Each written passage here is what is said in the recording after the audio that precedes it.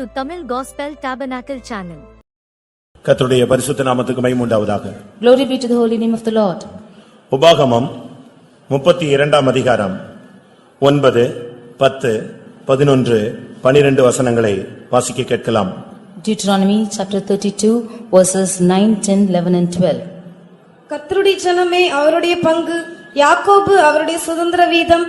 பாழான நிலத்திலும் ஊளையிடுதலுள்ள வெறுமையான அவாந்திர வழியிலும் அவர் அவனை கண்டுபிடித்தார், அவனை நடத்தினார், அவனை உணர்த்தினார், அவனை தமது கண்மணியைப் போல காத்தருளினார்.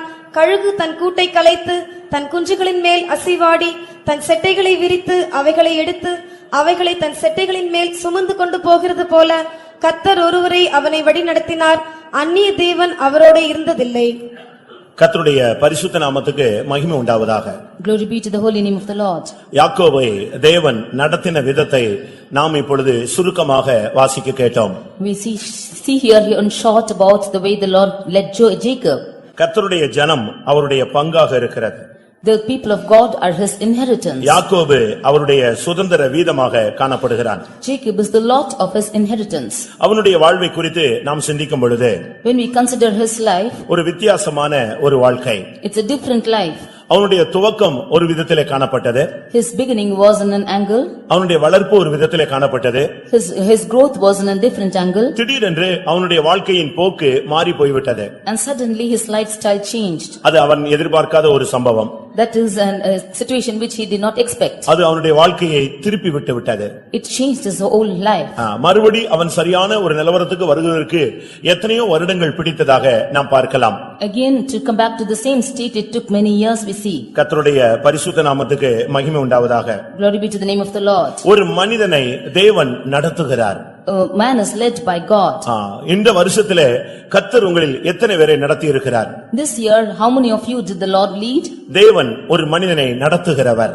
God is leading man. எந்த ஒரு மனிதனை தெரிந்து கொண்டாரோ அந்த மனிதனை கடைசி வரை அவர் நடத்த வல்லவராய் இருக்கிறார். Whichever man he has chosen, him he is leading till the very end. அங்கே நாம் பார்க்கும் பொழுது 32ஆம் அதிகாரம் 10ஆம் வசனத்திலும் அவர் அவனை நடத்தினார், 12ஆம் வசனத்திலும் கர்த்தர் ஒருவரே அவனை வழி நடத்தினார். We see in the verse 10 and 12, we see that he alone, he led them about and he alone did lead them. அருமையானவர்களே, தேவன் நம்மை தெரிந்து கொண்டிருக்கிறார். Dear beloved, the Lord has chosen us. அவர் யாரை தெரிந்து கொண்டாரோ அவர்களை கடைசி வரை அவர் நடத்துகிற தேவனாக இருக்கிறார். Whomever he did choose, then will he lead till the last. இந்த வருஷத்தின் கடந்த நாட்களிலே ஆண்டவர் உங்களை நடத்தின விதத்தை எத்தனை பேர் கண்டீர்கள்? This year, in all the days, how many of you believe that the Lord has led you in these days? ஆண்டவர்தான் என்னை நடத்தினார், வேறு வல்லமைகள் என்னை நடத்தவில்லை என்று சொல்லுகிறவர்கள் கரங்களை உயர்த்தி அல்லேலூயா சொல்லுங்கள். ஏனென்றால் அவர் யாரை அறிந்தாரோ அவர்களை முன் குறித்திருக்கிறார். Whomever the Lord did predestinate them, he did know. எவர்களை அவர் முன் குறித்தாரோ அவர்களை அவர் அழைத்தும் இருக்கிறார். Them he did predestinate, did he call.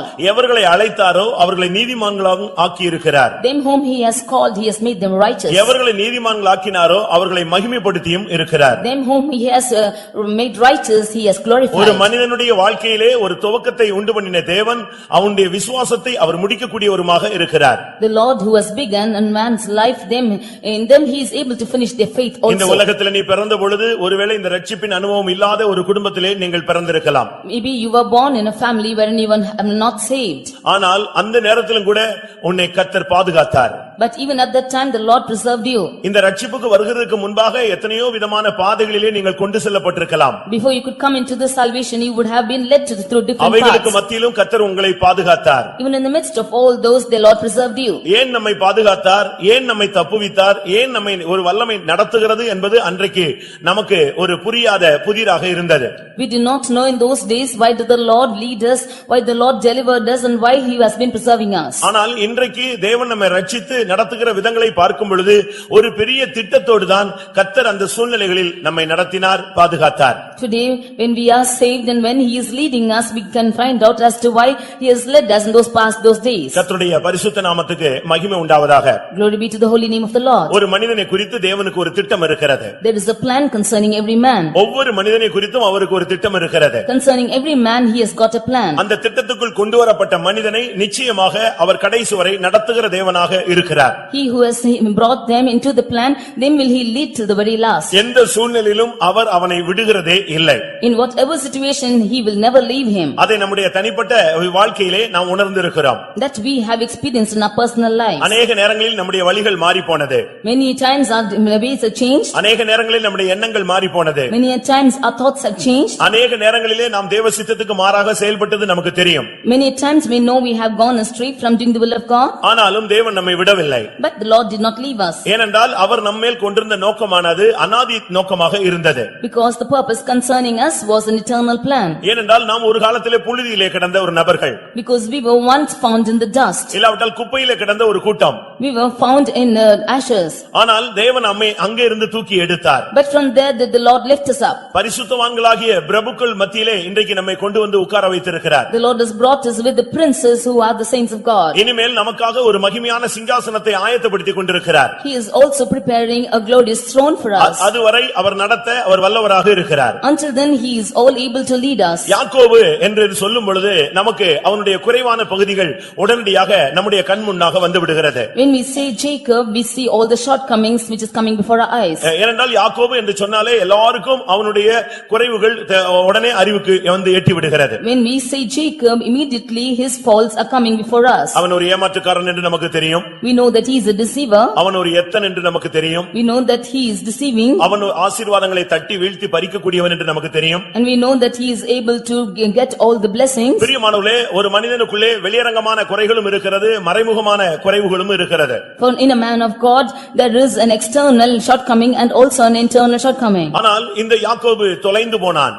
But this Jacob decreased. அவனுடைய பெற்றோர்களே அவனை கைவிட்டு விட்டார்கள். And his parents they themselves adopted him. அவனுடைய உறவினர் அவனுடைய சொந்த அண்ணனே அவனை பகைத்தான். His own brother, he hated him. தாயும் தகப்பனுக்கும் அவனுக்கு உதவி செய்ய கூடாமல் போயிற்று. He could not help both his father and அப்படி mother. ஒரு நிர்பந்தமான சூழ்நிலையிலே தள்ளப்பட்ட பொழுதுதான் கர்த்தர் அவனை ஊளையிடுகிற வனாந்தரத்திலே தேடி கண்டுபிடித்தேன் என்று சொல்லுகிறார். In such a miserable situation did the Lord say that he found him in a howling wilderness. அருமையானவர்களே, நாம் இந்த வருஷங்களிலே இல்லாவிட்டால் நம்முடைய கடந்த கால வாழ்க்கையிலே பல விசைகள் நாம் காணாமல் போன நபர்கள். Dearly beloved, in the past days, in the last year, we at many times have been lost. நாம் நம்முடைய மனதும் மாமிசமும் விரும்பினபடி பல விதங்களிலே நாம் நடந்திருக்கலாம். We have walked according to our thoughts and our mind and have gone in our own way. அவனுடைய தாய் அவனை தேடி வரவே இல்லை. Her mother did not come following him. அவனுடைய தகப்பன் அவனை தேடி வரவே இல்லை. His father did not come to see him. அவனுடைய உடன்பிறந்த சகோதரன் அவனை தேடி வரவே இல்லை. His co-brother did not come to see him. ஆனால் அந்த வனாந்தரத்திலே, அந்த பாலான இடத்திலே, அந்த அவாந்தர வெளியிலே ஆண்டவர் அவனை தேடி கண்டுபிடித்தார். But in the desert land, in the waste howling wilderness, did the Lord find him. உன்னுடைய வாழ்வின் உயர்வுக்கு உன்னுடைய பெற்றோர் காரணம் அல்ல. The exalting of your life, your parents are not your உன்னுடைய reason. வாழ்வின் முன்னேற்றத்துக்கு உன்னுடைய சகோதரர்கள் காரணம் அல்ல. For you to progress in your life, your brother is not your reason. தேவன் ஒருவரே அவருக்கு காரணமாய் இருக்கிறார். God alone is the reason. அப்படி விசுவாசிக்கிறவர்கள் எத்தனை பேர் கரங்களை வைத்து அல்லேலூயா சொல்லுங்க. ஏனென்றால் அங்கே தாய் அவனை தேடி கடைசி வரை வரவே இல்லை. அவள் மரித்தே போய்விட்டாள், அப்படியே போய்விட்டாள். Because his mother did not come to seek him, she died like that itself. உன் தாயும் உன் தகப்பனும் உன்னை கைவிட்ட பொழுது கர்த்தர் உன்னை சேர்த்துக் கொண்டார். When your father and mother forsake you, the Lord will gather you to him. எல்லாரும் அவனை விட்டு விலகின பொழுது அந்த அவாந்தர வெளியிலே ஒரு அனாதையை போல, தாய் தகப்பன் இருந்தும் இல்லாதவனை போல அவன் அனாதையாக நிர்கதியாக ஒரு இரவிலே ஒரு நடு நிசியிலே ஆண்டவருடைய சமூகத்திலே கிடந்தான். In that desert land, in the waste howling wilderness, he having his father and mother, he was found as an orphan and crying out there in the wilderness. அவனை சுற்றி நரிகள் ஊளையிட்டது. And above him all the things were அது ஒரு howling. பாலான நிலமாக காணப்பட்டது. It was found as a waste howling wilderness. அது ஒரு வெறுமையான அவாந்தர நிலமாக இருந்தது. It was found as a desert land. அந்த இடத்திலே யாரும் இல்லாத நேரத்திலே அந்த இரவில் கர்த்தர் அவனுக்கு தரிசனமானார். In that place where nobody was abiding, God appeared to him in a vision. அருமையான தேவனுடைய பிள்ளையே, ஒரு விசை கண்ணை மூடி கர்த்தர் இந்த வருஷத்திலே உன்னை நடத்தினதை நீ சிந்தித்து பார்க்க வேண்டிய நேரம் இதுதான். Dear children of God, it's for a second you should close your eyes and think of the ways the Lord has led you this year. மனிதர்கள் கைவிட்ட நேரம் உனக்கு தெரியும். You know the times when men forsook you. உன் குடும்பம் உன்னை கைவிட்ட நேரம் உனக்கு தெரியும். You know the times when your family உன் forsook you. சமுதாயம் உன்னை கைவிட்ட நேரம் உனக்கு தெரியும். You know when your society forsook you. உன்னுடைய நண்பர்கள் உன்னை விட்டு விலகி போனது உனக்கு தெரியும். You know the times when your friends forsook you. எல்லாம் இருந்தும் உனக்கு உதவி செய்யக்கூடாத ஒரு சூழ்நிலையிலே அவர்களும் தள்ளப்பட்டு விட்டார்கள். Having all things they could not come and help you, they were pushed out in that situation. ஆனால் இந்த நேரத்திலே அவனை அழைத்த தேவன் அவனை விட்டு விலகவே இல்லை. But at this instant, the Lord who called him did not depart from him. கொஞ்சம் விட்டால் நரிகள் அவனை பீறி போட்டு விடும். If he had been left alone, all the animals would have come and torn அந்த him out. தனிமையிலே அந்த அவாந்தர வெளியிலே கர்த்தர் அவனோடு கூட இருந்தார். In that desert land, the Lord was with him. அந்த இடத்திலே அவனை கண்டுபிடித்தேன் என்று அவர் சொல்லுகிறார். In that place, the Lord found him. நீ எங்கேயோ போய் கொண்டிருந்த ஒரு நபர். You were going straight to another நீ place. எங்கேயோ கிடந்த ஒரு நபர். You were found in somewhere. நாம் ஒவ்வொருவரும் அப்படித்தான் கிடந்தோம் பிரியமானவர்களே. We all were found like this alone. ஆனால் காணாமல் போன நம்மை அவர் தேடி வந்தார். But we who were not found, the Lord seeked மனிதர்கள் us. தேடாத நம்மை அவர் தேடி வந்தார். The man who did not seek for us, the Lord came seeking for நண்பர்கள் us. குடும்பம் தேடாத நம்மை அவர் தேடி வந்தார். When our family and friends did not seek for us, the Lord sought us.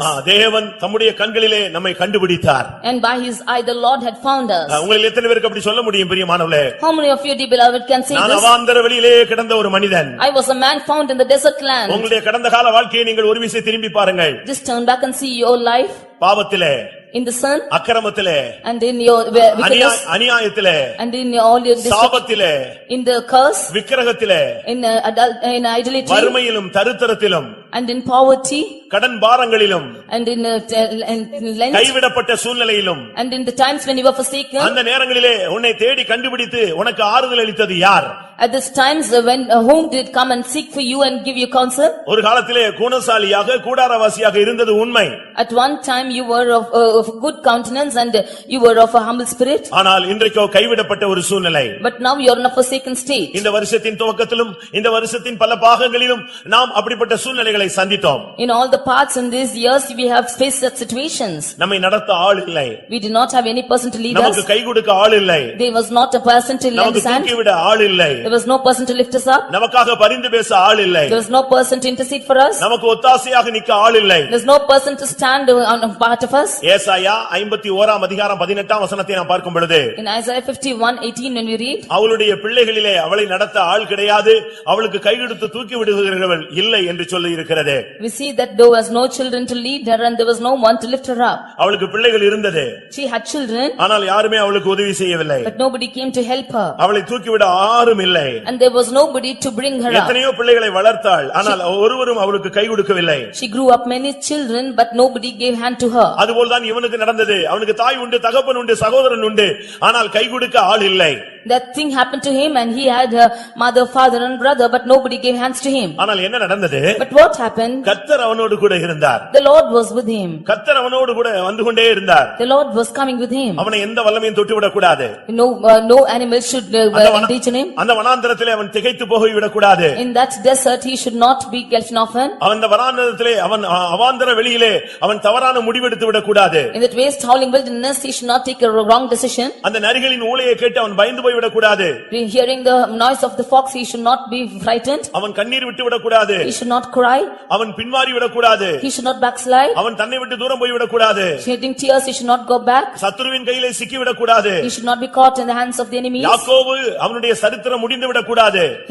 The history of Jacob should not be finished.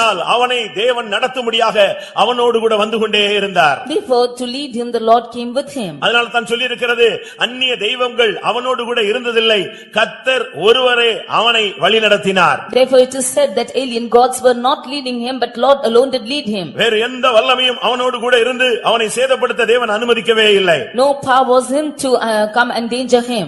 பிரியமானவர்களே, உங்களில் எத்தனை பேர் கர்த்தர் ஒருவர்தான் என்னை நடத்தினார் என்று சொல்ல முடியும்? Dear beloved, how many of you can say that the Lord alone did lead me? அவன் யாக்கோபு குறித்து ஆண்டவர் சொல்கிறார், கர்த்தர் ஒருவரே அவனை நடத்தினார். About Jacob the Lord says that the Lord alone did lead him. இந்த வருஷத்திலே கர்த்தர் உங்களை எந்த விதங்களிலே நடத்தினார்? This year how did the Lord lead you? கர்த்தர் நடத்தின பாதைகள் உங்களுக்கு எப்படி இருந்தது? How was the path that the Lord led you? எந்தெந்த சூழ்நிலைகளில் உங்களை நடத்தினார்? In what situations did the Lord lead இவைகளை you? நீங்கள் வேதவசனத்தின் வெளிச்சத்திலே விளங்கும் பொழுது கர்த்தர் உன்னை நடத்தினார் என்பதற்கு நீ திடசாட்சியான ஒரு நபராக மாறிவிடுவாய். When we see this in the angle of the word of God, then we can see when you will be a right testimony.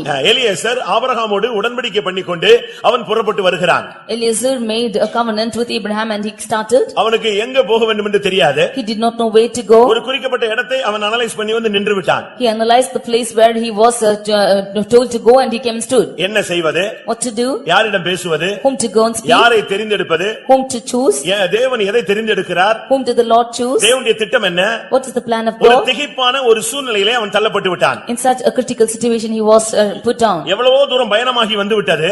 He traveled for a long distance. ஆனால் இப்பொழுது பலவிதமான கேள்விகள், என்ன இது கர்த்தர் வாய்க்க பண்ணுகிறாரா இல்லையா? But a lot of questions, will the Lord make it to pass or not? ஆனால் தேவன் என்ன செய்தார்? But what did the Lord do? அவனுடைய பயணத்தை வாய்க்க பண்ணினார். The Lord made his travel to அவன் எதை prosper. எதிர்பார்த்தானோ அதை அந்த நாளிலே அவனுக்கு தேவன் கட்டளையிட்டார். What he expected, the Lord commanded him. உங்களில் எத்தனை பேருக்கு இப்படிப்பட்ட சாட்சி உண்டு? How many of you have this testimony? கர்த்தரனை அலைய விடாமல் நேர் வழியாக நடத்தி எனக்கு எல்லா காரியங்களையும் வாய்க்க பண்ணினார். The Lord did not make me to wander, but led me straightly and made all my things to prosper. ஆதியாகமம் 24 அதிகாரம் 48 வசனத்தை பார்க்கும் பொழுது Genesis 24:48 when we அங்கே read, சொல்லுகிறான், கர்த்தர் என்னை நேர்வழியாய் நடத்தி வந்தால் ஆனபடினால் நான் அவரை ஸ்தோத்திரிக்கிறேன் என்று சொன்னான். he says that I praise my God because he led me in a straight path. பிரியமானவர்களே, உங்களை இந்த வருஷத்திலே அலைய விடாமல் திரிய விடாமல் கர்த்தரே உங்களுக்கு அந்தந்த நேரத்திலே காரியங்களை வாய்க்க பண்ணி சரியான பாதையிலே நடத்தினார் என்ற எத்தனை பேருக்கு அனுபவம் உண்டு? How many of you can say in this year that the Lord did not make me to wander but led me in the right path?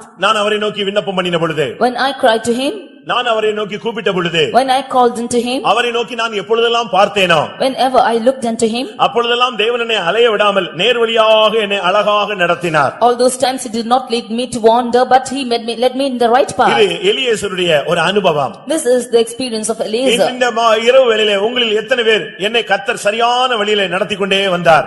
Like this, how many of you can say that the Lord led me in the right path? 23 சங்கீதம் 3 வசனத்திலே தாவீதினுடைய வாழ்க்கை சரித்திரம் என்ன சொல்லுகிறது? In Psalm 23:3, what does David say? தாவீது கர்த்தர் என்னை எப்படி நடத்தினார், எந்த பாதையிலே நடத்தினார் என்று எப்படி சொல்லுகிறான்? How does David explain us how the Lord led him? அவன் தன்னுடைய வாழ்க்கையை குறித்து சொல்லும் பொழுது, கர்த்தர் இந்த வருஷத்திலே கடந்த நாட்களிலே என்னை நீதியின் பாதையிலே நடத்தினார். When he tells about his life, he says that in the last year he led me in the paths of righteousness. அவனுடைய அறிக்கை நீதியின் பாதையிலே கர்த்தர் என்னை நடத்தினார். He is confessing that the Lord led me in the path of righteousness. எலியேசருடைய அறிக்கை என்னை நேர்வழியிலே கர்த்தர் நடத்தினார். The confession of Eliezer is that the Lord led me in the right path. அருமையானவர்களே, உங்களில் எத்தனை பேர் தாவீதோடு இணைந்து கர்த்தர் என்னை நீதியின் பாதையில் நடத்தினார் என்று சொல்ல முடியும்? How many of you join with David to say that the Lord led me in the paths of righteousness? நீதியின் பாதை என்று சொல்லும் பொழுது When you see the paths of அது righteousness, சத்தியத்துக்கு கீழ்ப்படியக்கூடிய ஒரு வாழ்க்கையை காண்பிக்கிறது. it is a life which is yielding to the truth. ஞானஸ்நானம் ஒரு நீதியாக இருக்கிறது. Baptism is the righteousness. பரிசுத்த ஆவி ஒரு நீதியாக இருக்கிறது. Holy Spirit is the righteousness. பரிசுத்தவான்களுடைய கிரியைகள் நீதியாக இருக்கிறது. And the works of saints are as righteousness. இந்த வருஷத்திலே கர்த்தர் என்னை ஆவிக்குரிய வழிகளிலே என்னை சரியான விதத்திலே நடத்தினார் என்று அன்றைக்கு தாவீது சொல்ல ஆரம்பித்தான். This year in my spiritual life the Lord led me in the right paths of righteousness, says David. ஏனென்றால் கர்த்தருடைய ஆவி அவன் மேல் அமர்ந்திருந்தது. Because the Spirit of God was abiding in him. அவன் பல விசை அபிஷேகத்தை புதுப்பித்துக் கொண்டே வந்தான். Many times he renewed his anointing. முதலாவது சகோதரர் மத்தியிலே அவனுக்கு அபிஷேகம் கிடைத்தது. Firstly he was anointed among his brethren. இரண்டாவது எபிரோனிலே அவனுக்கு அபிஷேகம் கிடைத்தது. Secondly he was anointed in Hebron. மூன்றாவது எருசலேமிலே அவனுக்கு அபிஷேகம் கிடைத்தது. Thirdly he was anointed in Jerusalem. அபிஷேகத்திலே நாளுக்கு நாள் வளர்ச்சி அடைந்த பொழுது அவன் சொல்லுகிறான், கர்த்தர் என்னை நீதியின் பாதையிலே நடத்தி கொண்டு வருகிறார். As he grew in his anointing from day to day, he says that the Lord led me in the paths of righteousness. ஒரு காலத்திலே இல்லாமையிலும் இயலாமையிலும் வனாந்தரங்களிலே ஒரு கௌதாரியை போல சுற்றிக் கொண்டிருந்த ஒரு நபர். Once he was roaming about in the wilderness as a dove. அவன் சொல்லுகிறான், ஒரு செத்த நாய் என்று சொல்லுகிறான். He says that I'm a dead dog. இன்னொரு இடத்திலே சொல்லுகிறான், நான் ஒரு தெள்ளுப்பூச்சி என்று சொல்லுகிறான். In another place he says that I'm an insect. இன்னொரு இடத்திலே நான் நீசன் என்று சொல்லுகிறான். In another place he says that I'm ஆனால் an இப்பொழுது அவனை தேவன் கண்டுபிடித்து அபிஷேகித்த பிறகு அவன் சொல்லுகிறான், கர்த்தர் என்னை நீதியின் பாதையில் நடத்தினார். After the Lord anointed him, he says that the Lord led me in the paths of righteousness. 119 சங்கீதம் 65 வசனத்தை பார்க்கும் பொழுது Reading in 119 Psalm 165. அதே தாவீது சொல்லுகிறான், கர்த்தர் என்னை நன்றாய் நடத்தினார். That same David says the Lord had led me in the right உனக்கு path. தீங்கு வராமல், சேதங்கள் வராமல், நஷ்டங்கள் வராமல், துக்கங்கள் வராமல் ஒரு மனுஷனை அவர் அழைத்தால் அவனை நன்றாய் நடத்துகிற தேவன். The Lord led me in a good path because when the Lord called me, he will not bring any loss. கர்த்தருடைய பரிசுத்த நாமத்துக்கு மகிமை உண்டாவதாக. Glory be to the name of the Lord. அருமையானவர்களே, உங்களில் எத்தனை பேரை கர்த்தர் நடத்தி கொண்டு வருகிற ஒரு வாழ்க்கை இந்த வருஷத்திலே நீங்கள் வாழ்ந்தீர்கள்? How many of you lived a life wherein the Lord has led you? நீங்கள் வாலிபர்களாக இருக்கலாம். You might be young people. நீங்கள் வயோதிபர்களாக இருக்கலாம். You might be old. தேவனை அறிந்தும் நீங்கள் பின்பற்றாதவர்களாக இருக்கலாம். You might have known God but not followed him. ஆனால் ஒன்று நிச்சயம், உன்னை நடத்துகிற தேவன் நல்லவர். But one thing is true. The Lord who is leading you is good. உன்னை நடத்துகிற தேவன் வல்லமையுள்ள தேவன். The Lord who is leading you is powerful. உன்னை நடத்துகிற தேவன் ஆசீர்வதிக்கக்கூடிய தேவன். The Lord who is leading you is able to bless you. 107ஆம் சங்கீதம் 7ஆம் வசனத்திலே அதே தாவீது சொல்கிறான், அவர் எனக்கு நான் தாபரிக்கும் ஊர் போய் சேர எனக்கு அவர் செம்மையான வழியிலே என்னை அவர் நடத்துகிறார்.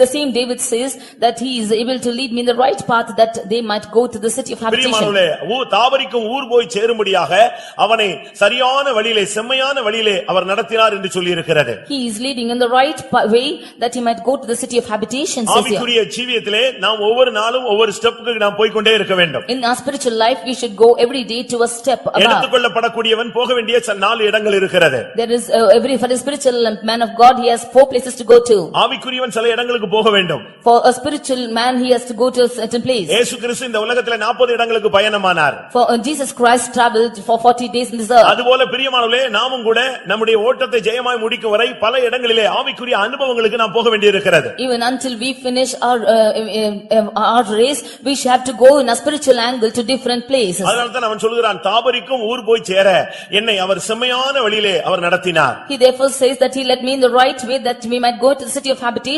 இஸ்ரவேலர்களை கர்த்தர் எப்படி நடத்தினார்? How did the Lord lead the children of Israel? யாத்திராகமம் 15ஆம் அதிகாரம் 13ஆம் வசனத்திலே பார்க்கும் பொழுது, In Exodus 15:13 when we read, அவர்களை பரிசுத்த ஸ்தலத்துக்கு நேராக நடத்தினார். he led them to his holy habitation. அடிமைத்தனத்திலிருந்து பாவத்திலிருந்து அவர்களை விடுவித்து அவர்களை பரிசுத்த ஸ்தலத்துக்கு நேராக நடத்துகிறார்.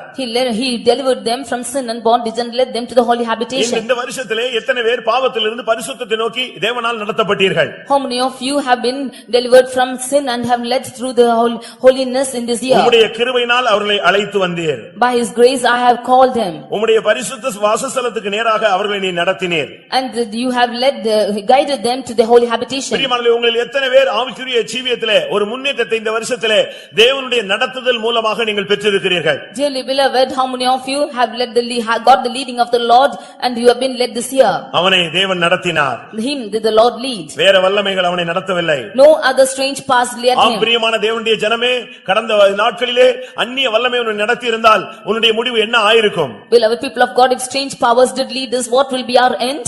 அவன் எங்கே உன்னை நடத்தி இருப்பான்? Where will he lead you? அவன் உன்னை விழுகைக்கு நடத்தி இருப்பான். He will be leading you to fall. மரணத்துக்கு நடத்தி இருப்பான். He will be leading you to death. உன்னை அழிவுக்கு நடத்தி இருப்பான். He will lead you to destruction. உன்னை நிர்மூலமாக்கும் வழிக்கு நடத்தி இருப்பான். He will lead you to the place where you are left alone. ஆனால் அந்த அவாந்தர வழியிலே உன்னை கண்டுபிடித்த தேவன் உன்னை நன்றாய் நடத்தினார். But the Lord whom has chosen you led you in a good path. உனக்கு விரோதமாய் எத்தனையோ சத்துருக்கள், You have many enemies before you எத்தனையோ மனிதர்கள், and many people rose against you. ஆனால் எல்லாவற்றுக்கும் கர்த்தர் விலக்கி உன்னை ஆதரித்து நடத்தினார். But the Lord delivered you from all and he has led you in the right way. இரண்டாம் நாளாகமம் 32ஆம் அதிகாரத்திலே நான் பார்க்கும் பொழுது, In 2 Chronicles chapter 33, 32ஆம் அதிகாரத்தை பார்க்கும் பொழுது chapter 32, 22ஆம் வசனத்திலே அங்க என்ன சொல்லுகிறார்?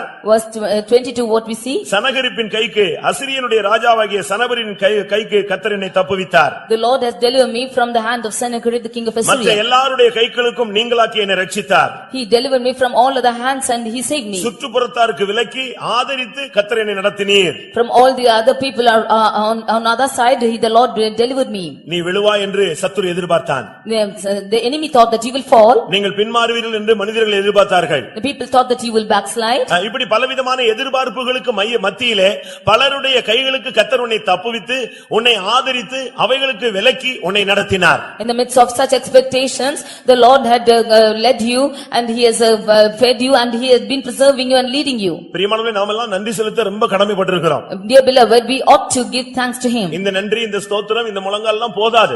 This thanksgiving, this praising, this kneeling down is all not sufficient. நாமெல்லாம் அப்படி செய்தால் நாம் நன்றி இல்லாதவர்களாய் காணப்படுவோம். If we do so, we will be people who are not thankful. நாம் ஜீவனுள்ள நாளெல்லாம் நாம் தேவனை துதித்துக் கொண்டிருக்க வேண்டும். All the days of our life we should praise God. இதெல்லாம் ஒரு அருமையான சந்தர்ப்பங்கள். These are good situations. இந்த வருஷத்துல நீங்க எவ்வளவு நன்மையை பெற்றிருப்பீர்கள். You have received so many goodness this year. ஒரு மனிதன் பரலோகத்துக்கு போனானாம். One man went to heaven. அங்கே பரலோகத்துக்கு போனால் முதல் செக்ஷன்ல எல்லாரும் அப்ளிகேஷன் விழுந்துகிட்டு இருக்கு. அது ரொம்ப தீவிரமான வேகமான ஒரு பிஸியான ஒரு இடமாக காணப்பட்டது. In the first section in heaven, that place was found with full of applications. It was full of busy. இப்படி பல இடங்களுக்கு போன பின்பு கடைசியாக ஒரு செக்ஷனுக்கு போனான். After going from different places, he go to another section. அங்க என்ன நடந்தது? What happened there? ஒரே ஒரு தூதன் உட்கார்ந்திருந்தான். Only one angel was sitting there. இவன் கேட்டான், இந்த தூதன் அமைதியாக இருக்கிறானே, இங்க இது என்ன செக்ஷன் என்று கேட்டான். All are very calm. What section is this here? asked. அப்பொழுது அவர்கள் சொன்னார்கள், முதல் ஒரு செக்ஷனை பார்த்தாய், அங்கே ஜெபங்கள் வந்து விழுந்தது, பதில் போய்க்கொண்டே இருந்தது. ஆனா எல்லா பதிலையும் வாங்கிக்கிட்டு இந்த ஜனங்க நன்றியே செலுத்துறது இல்ல, ஏதோ ஒன்னு ரெண்டு பேர் தான் நன்றியை செலுத்துகிறாங்க. அதான் இந்த செக்ஷன் அமைதியாக இருக்குன்னு சொன்னாங்க. They said that the first section that you saw, the people are offering up prayers and their requests are granted to them, but they receive the goodness of the Lord and have not given praises to him. Therefore this place is lonely like this. 10 குஷ்டரோகிகள் சுஸ்தமாக்கப்பட்டார்கள். 10 lepers were healed. ஒரே ஒரு மனிதன் திரும்பி வந்து நன்றி செலுத்தினான். Only one came back and gave thanks. அதுவும் அந்நியனாக இருந்தான். And he was a strange person. பாருங்க, புதிய ஜனங்கள் அந்நிய ஜனங்கள் இன்றைக்கு கர்த்தரை நன்றாக துதிக்கிறார்கள். ஆனால் சொந்த ஜனங்கள் தேவனை துதிப்பது மிகவும் குறைவாக தென்படுகிறது. We see alien people and strangers are they praising God, but his own people are not praising him. இந்த ஜனத்தை அவர் எப்படி நடத்தினார்? How did he lead his people? ஏசாயா 63:12 பார்க்கும் பொழுது, In Isaiah 62:12 when we see, அவர் மகிமையின் புயத்தினால் அவர்களை நடத்தினார். he led them by his glorious hand. அந்த ஜனத்துக்காக தம்முடைய மகிமையின் புயத்தை வெளிப்படுத்தி மகிமையான காரியங்களை செய்துதான் அவர்களை நடத்தி கொண்டு வந்தார். He revealed his glorious hand to his people and he was doing glorious works and was leading them. உன்னை இந்த வருஷத்திலே கர்த்தருடைய மகிமையின் புயம் நடத்தினது. This year his glorious hand was leading you. உன்னை இவ்வளவு தூரம் கொண்டு வந்து உன்னை மகிமைப்படுத்தினதுக்கு காரணம் அவருடைய மகிமையின் புயம். The reason for glorifying you is this glorious hand. 2 Samuel 7 அதிகாரம் 23 வசனத்தை பார்க்கும் பொழுது, In 2 Samuel 7:23, பெரிய காரியங்களை நடத்தி கர்த்தர் உன்னை கொண்டு வந்தார். doing great things that the Lord bring you. உனக்காக எத்தனையோ பேரை மடங்கடித்தார். He confounded many because of you. உன்னை உயர்த்தும்படியாக அநேகரை தாழ்த்தினார். That you might be exalted, he put down உன்னை many. மேன்மைப்படுத்தும்படியாக அநேகரை பலவீனப்படுத்தினார். That you might be honored, many were dishonored. இது எத்தனை பேர் அப்படி விசுவாசிக்கிறீர்கள்? How many of you believe this? உன்னை கர்த்தர் கனம் பண்ணும்படியாக அநேகரை அவர் தரைமட்டமாக்கி கொண்டே வந்தார். In order to honor you, the Lord had dishonored many of them. இஸ்ரவேல் ஜனங்களுக்கு கானானை கொடுக்கும்படியாக கானானின் குடிகளை அவர் துரத்தினார். In order to give the land of Canaan to the children of Israel, the Lord chased away all the inheritance of them. புறஜாதிகள் மத்தியிலே, சத்துருக்கள் மத்தியிலே உன் தலையை உயர்த்தும்படியாக அநேகரை அவர் கீழ்ப்படுத்தினார். In the midst of the enemies, that your head might be lifted up, he confounded many. அந்த வருஷத்திலே கர்த்தர் உனக்காக பெரிய காரியங்களை நடத்தி இருக்கிறார். This year the Lord had done great things for உன்னுடைய you. பலத்தினாலே, உன்னுடைய பராக்கிரமத்தினாலே முடியாததை கர்த்தர் உனக்காக நடத்தினார். Not by your effort and from that you might do anything, the Lord had done great things for you. யாத்திராகமம் 15 அதிகாரம் 13 வசனத்தை பார்க்கும் பொழுது, Exodus 13:13 when we read, உமது பலத்தினால் அவர்களை நடத்தினீர். by your hands did you lead them. ஆண்டவருடைய பலன்தான் உன்னை நடத்தி, பலவீனமான நேரங்களிலே உன்னை பலப்படுத்தி, உன்னை இம்மட்டுமாய் இந்த பயணத்திலே, விசுவாச பயணத்திலே, கானான் பயணத்திலே உன்னை கொண்டு வந்திருக்கிறது. By the strength of the Lord he has led you all these days in the path of faith and has led you hitherto. கர்த்தருடைய பரிசுத்த நாமத்துக்கு மகிமை உண்டாவதாக. Glory be to the name of the Lord. பிரியமானவரே, எதற்காக கர்த்தர் நம்மை இப்படி கொண்டு வந்து கொண்டிருக்கிறார்? Dear beloved, for what purpose did the Lord lead us like this? ஒன்று, சில பாதைகளிலே நம்மை நடத்தும்போது நமக்கு கஷ்டமாக இருக்கிறது. Sometimes when we forget certain things, it is difficult for us. சில பாதைகளிலே நம்மை நடத்தும்போது நாம் துக்கப்படுகிறோம். Some paths when we are led, we are grieved. இந்த வருஷத்திலே உங்களை சிலரை சில விதங்களிலே நடத்தி இருப்பார். In some paths the Lord would have led you, some of you in this year. நீங்க ஒருவேளை இதுவரைக்கும் நம்ம கேட்டது மாதிரி நம்ம நடத்தலையே, நம்முடைய வாழ்க்கையில பிரச்சனையே, போராட்டமே, கலக்கமே இன்னும் அப்படி நீடிக்கிறது என்கிற ஒரு கேள்வி உங்களுக்குள்ள எழும்பலாம். அதற்கும் பதில் தேவன் கொடுக்கிறார். There might be a question in your life, the things and my problems are prolonging till now, and the Lord is answering you now. எல்லாரையும் ஒரே விதத்தில் அவர் நடத்துகிறது இல்ல. No, the Lord is not leading everybody in the same path. உங்கள் மேலுள்ள அழைப்புக்கு ஏற்றவனமாய் நடத்துகிறார். According to your calling, he is leading you. உங்களுக்கு மகிமையிலே உள்ளதான அந்த பிரதிபலனுக்கு ஏற்றவனமாய் உங்களை நடத்துகிறார். As a glorious God, for the reward that you are going to receive, he is leading you. உங்க சிரசிலே ஊற்றப்பட்டிருக்கிற அபிஷேகத்துக்கு ஏற்றவனமாய் உங்களை நடத்துகிறார். According to the anointing which is poured upon your head, he is leading you. உன்னுடைய அழைப்புக்கு ஏற்றவனமாய் நடத்துகிறார். One thing is leading you according to your calling. உன்னுடைய அபிஷேகத்துக்கு ஏற்றவனமாய் நடத்துகிறார். Nextly, he is leading you according to your anointing. உனக்கு மகிமையிலே வைத்திருக்கிற அந்த மேன்மையான இடத்துக்காக உன்னை பல விதங்களிலே நடத்துகிறார். For the glorious place which is kept for you, he is leading you in different paths. சில இடங்களிலே நீங்கள் சிறுமைப்படுத்தப்பட்டீர்கள். In some paths you were humiliated. எதற்கு இந்த பாதை இந்த வருஷத்திலே அனுமதிக்கப்பட்டது? Why did the Lord admit such path this year? கர்த்தர் நடத்துகிறார் என்று சொல்லுகிறார்களே, ஏன் இந்த பாதையிலே என்ன நடத்தினார்? When they say the Lord is leading, why should he lead me in such a path? உபாகமம் 8 அதிகாரத்தில் நாம் பார்க்கும் பொழுது, In Deuteronomy 8 chapter when we read, 2 வசனத்தில் நாம் பார்க்கும் பொழுது, verse 2, 40 வருஷம் அளவும் வனாந்தரத்திலே நடத்தி வந்த எல்லா வழியையும் நினைத்துப் பார். You remember all the days that the Lord led you these 40 years in the wilderness. எதற்காக அப்படி நடத்தினார்? For what did he lead நீ you? தேவனுடைய கட்டளைகளை கைக்கொள்வாயோ இல்லையோ என்று அறியும்படி. To know whether you would keep his commandments or no. உன் இருதயத்தின் நிலைகளை நீ அறியும்படிக்க. That you might know what is in your heart. உன்னை நீயே அறியும்படிக்கும் உன்னுடைய வாழ்க்கை எப்படி அமைந்திருக்கிறது என்பதை அதனுடைய செயல் என்ன என்பதை நீ புரிந்து கொள்ளும்படியாகவும் கர்த்தர் உன்னை வனாந்தரங்களிலே நடத்தினார். That you might know how you are and how you are going to work for it. The Lord led you in the wilderness. அதை நீங்கள் சரியான விதத்தில் விளங்கிக் கொள்ள வேண்டும் பிரியமானவர்களே. You should understand this in the right way. ஏன் உன்னை வனாந்தரத்திலே நடத்தினார்? Why did the Lord lead you in the wilderness? வனாந்தரத்தினுடைய சரியான விளக்கம் The right explanation of wilderness is எரேமியா 2ஆம் அதிகாரத்தை நான் பார்க்கும் பொழுது Jeremiah chapter 2. 5ஆம் வசனத்திலே இந்த வனாந்தரத்தினுடைய ஒரு பெரிய எக்ஸ்பிளனேஷன் சொல்லப்பட்டிருக்கிறது. We see the explanation of this wilderness. அங்கே 2ஆம் அதிகாரம் 5ஆம் வசனத்திலே In chapter 2 verse 5. அவாந்தர வெளியும் பள்ளங்கள் உள்ள தேசமும் வறட்சியும் மரண இருளும் உள்ள தேசமும் ஒருவனும் கடவாமலும் ஒரு மனுஷனும் குடியிராமலும் இருக்கிற தேசமுமான வனாந்தரம். We see it's a wilderness where nobody can walk and where nobody can work and where nobody can do anything. இப்படிப்பட்ட ஒரு பாதையிலே கர்த்தர் அவர்களை நடத்தினார். In such a path did the Lord lead him. இது கூட உங்களுக்கு சிலருக்கு சில குடும்பத்திற்கு சிலருக்கு இப்படிப்பட்ட வாழ்க்கை அமைந்திருக்கும். For some of them such a path would have been had come this year. நீங்கள் இப்படி யாராவது நடத்தப்பட்டீர்களா? Did any of you been led this day? எப்பொழுதும் துக்கம், now you are in sorrow. எப்பொழுதும் வேதனை, You are always in pain. எப்பொழுதும் பாடுகள், You are always in sufferings. எப்பொழுதும் கண்ணீர், You are always in tears. மற்றவர்கள் சந்தோஷமா இருக்கும் பொழுது எனக்கு மாத்திரம் இந்த பாதை என்ன? When others are happy, why is such a path for me alone? அநேகருக்கு கிறிஸ்தவ வாழ்க்கை ஆசீர்வாதமா இருக்கும் பொழுது எனக்கு மாத்திரம் ஏன் இப்படிப்பட்ட பாடுகள்? When Christian life is blessed for many, why such a path for me? அருமையானவர்களே, இதனுடைய காரணம் என்ன? What is the reason for this, beloved? நீ உன்னை அறியும்படியாக, That you might know yourself. உன் இருதயத்தை கர்த்தர் சோதித்து அறியும்படியாக, That the Lord might test you and know you. தேவனுடைய வார்த்தைக்கு நீ கீழ்ப்படிகிறாயோ? That if you are obeying his voice. உன்னுடைய பிரதிஷ்டையில் நீ உண்மையா இருக்கிறாயோ? If you are true in your consecration. உன்னுடைய தீர்மானத்திலே நீ உறுதியா இருக்கிறாயோ? If you are firm in your determinations. கிறிஸ்துவின் அன்பிலே கடைசி வரை நிற்கிறாயோ? If you are standing firm in the love of கிறிஸ்துவின் God. அன்பை விட்டு வேறு என்றும் என்னை பிரிக்க மாட்டாது என்கிறதிலே நீ நிச்சயித்திருக்கிறாயோ என்பதை அறியும்படியாக கர்த்தர் உன்னை சில வனாந்தர பாதைகளிலே நடத்தினார். To make sure that nothing can depart you from the love of Christ, the Lord is leading you in the path of wilderness. ஆனாலும் தேவன் உண்மையுள்ளவர். Yet the Lord is faithful. உபாகமம் 29:5 படி அந்த வனாந்தரத்திலும் உனக்கு ஒரு குறைவில்லாமல் கர்த்தர் நடத்தினார். Deuteronomy 21:5 we see that the Lord led you in this wilderness with no lacking. பலவிதமான பாதைகள் வந்தது போல இருந்தது, ஆனாலும் உனக்கு ஒன்றும் குறைவில்லாமல் நடத்தின தேவன் நம்முடைய தேவன். It seems like many paths have come in your life, but without any shortcoming the Lord has led you. கர்த்தருடைய பரிசுத்த நாமத்துக்கு மகிமை உண்டாவதாக. Glory be to the holy name of the Lord. சில நேரங்களிலே இந்த விசுவாச பாதை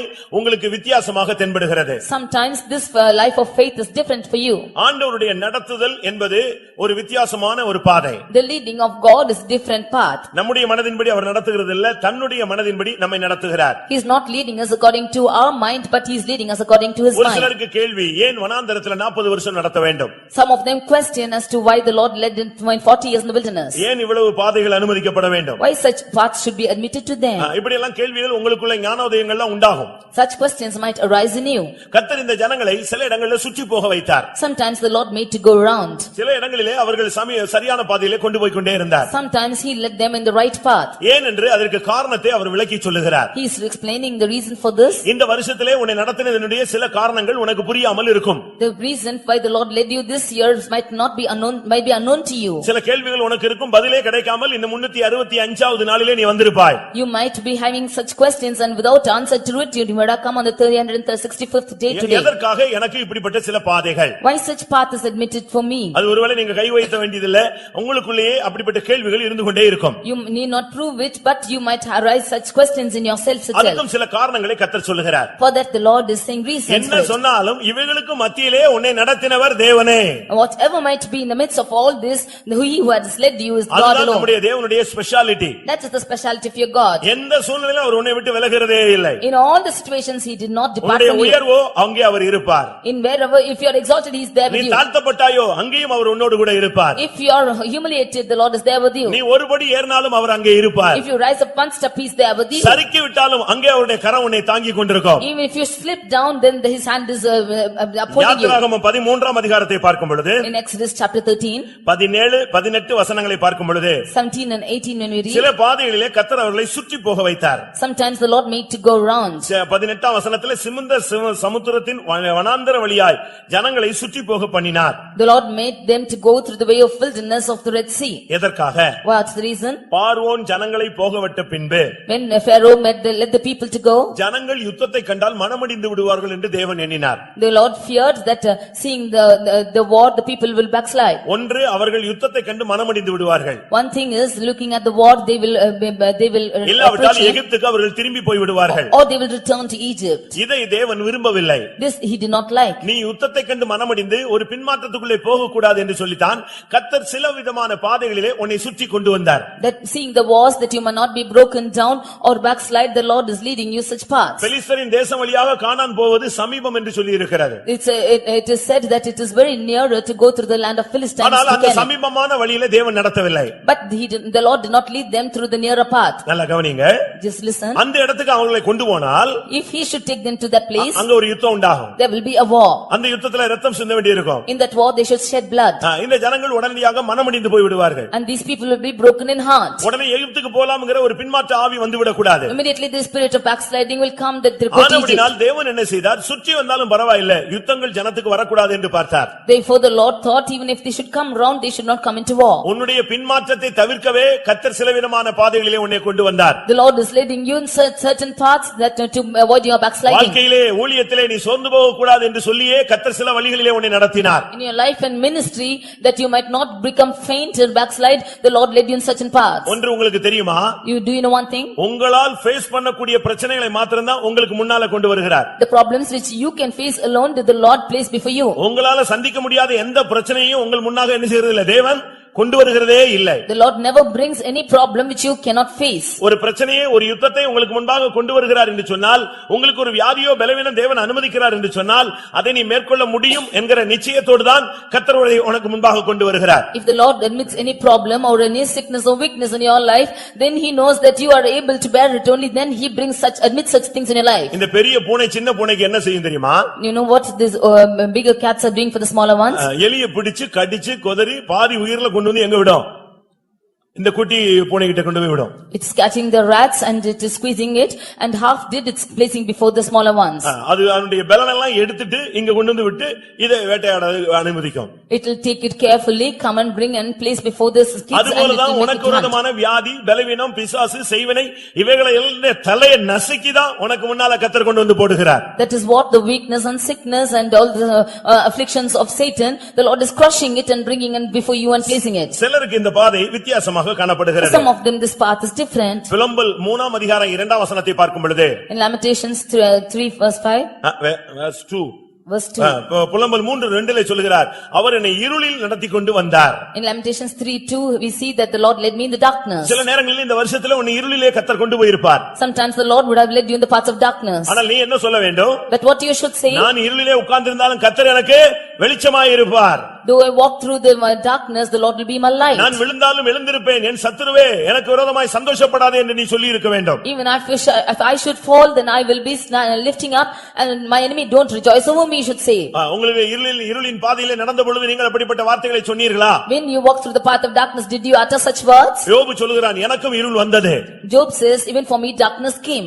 அவர் அருளிய வெளிச்சத்தினால் நான் அந்த இருளை கடந்து போனேன். By his light I crossed this darkness. எரேமியா 2ஆம் அதிகாரம் 17ஆம் வசனத்தை பார்க்கும் பொழுது, In Jeremiah 2:13 when we read, அங்கே கர்த்தர் என்னை நடத்தினார், ஆனால் நானோ விலகி போனேன், ஆனபடியால் எனக்கு பல காரியங்கள் நேரிட்டது என்று ஒரு மனிதன் சொல்கிறான். A man of God says that the Lord led me, but I departed, and therefore many things came to இந்த me. வருஷத்துல கர்த்தர் உன்னை நடத்தினார், ஆனால் நீயோ விலகி போனாய், ஆனபடியால் உனக்கு பல காரியங்கள் நேரிட்டு விட்டது. This year the Lord led you, but you departed from him, therefore many things came your way. கர்த்தருடைய பரிசுத்த நாமத்துக்கு மகிமை உண்டாவதாக. Glory be to the holy name of the Lord. இந்த கடைசி நேரம் கர்த்தர் உன்னை நடத்தின வழிகளை நீ நினைக்க வேண்டிய நேரம். In this last moments you should should consider the times when the Lord has led you. உபாகமம் 8:2 கடைசியின்படி இந்த வருடங்களிலே கர்த்தர் உன்னை நடத்தின வழிகளை நீ நினைத்து பார்ப்பாயாக.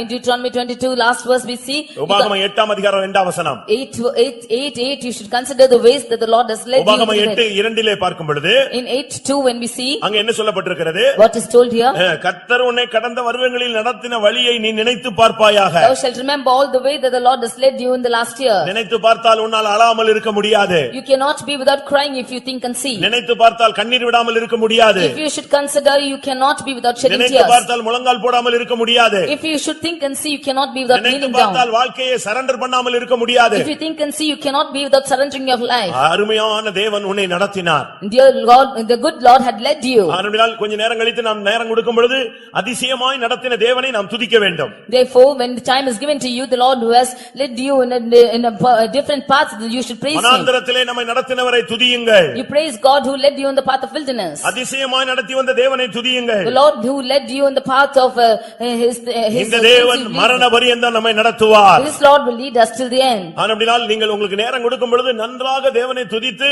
இந்த வருஷத்துல நீ எவ்வளவு துதியை செலுத்தலையோ அந்த கடனை நீ துதித்து தீர்த்துக் கொள்ள வேண்டும். The time when it is given to you, you should praise God and you should fulfill the praises which you did not offer this year. அங்கே வேதம் என்ன சொல்லுகிறது? What does the word of God say? அவாந்தர வழியிலே நான் அவனை கண்டுபிடித்தேன். In the waste howling wilderness I found him. கர்த்தர் அவனை நடத்தினார். The Lord led him. நடத்தினது மாத்திரமல்ல, Not only he led him, அவனை எல்லாம் கவனிங்க, அவனை அவர் உணர்த்தினார். he instructed him.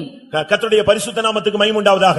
Glory be to the holy name of the Lord. நம்முடைய தேவன் நம்மை நடத்துகிறது மாத்திரமல்ல, நம்மை உணர்த்துகிற தேவனாக இருக்கிறார். The Lord not only leads us, he is also instructing us. ஒரு குழந்தையை நடத்தலாம், ஒரு பெரியவனை அவனை உணர்த்த வேண்டியது அவசியமாக இருக்கிறது. For a child he can be instructed, even for an adult he should be instructed. இந்த வருஷத்திலே கர்த்தர் என்னை நடத்தினார், என்னை உணர்த்தினார் என்று எத்தனை பேருக்கு சொல்ல முடியும்? How many of you can say that the Lord led me and instructed me this year? யாத்திராகமம் 4:15 நீ செய்ய வேண்டியதை நான் உனக்கு உணர்த்துவேன். Exodus 4:15 he says that I will instruct you what you should do. இந்த வருஷத்துல நீ என்ன செய்யணுமோ அதை செய்ய வேண்டியதை கர்த்தர் உனக்கு சரியான விதத்தில் விளக்கி சொல்லி கொடுத்தார். The Lord had explained to you and instructed you as to what you should do this year. ஒரு டீச்சர் தன்னுடைய பிள்ளைகளுக்கு சொல்லி கொடுக்கிறது போல, as a teacher would instruct her ஒரு children, தகப்பன் தன் பிள்ளைக்கு ஆலோசனை சொல்லி கொடுப்பது போல, as a father is instructing his நீ செய்ய children, வேண்டியதை கர்த்தர் உனக்கு உணர்த்தினார். what you should do the Lord has instructed you. உபாகமம் 8:3 In Deuteronomy 8:3 மனுஷன் அப்பத்தினால் மாத்திரமல்ல தேவனுடைய வார்த்தையினாலும் பிழைப்பான் என்பதை கர்த்தர் உனக்கு இந்த வருஷத்திலே வசனங்கள்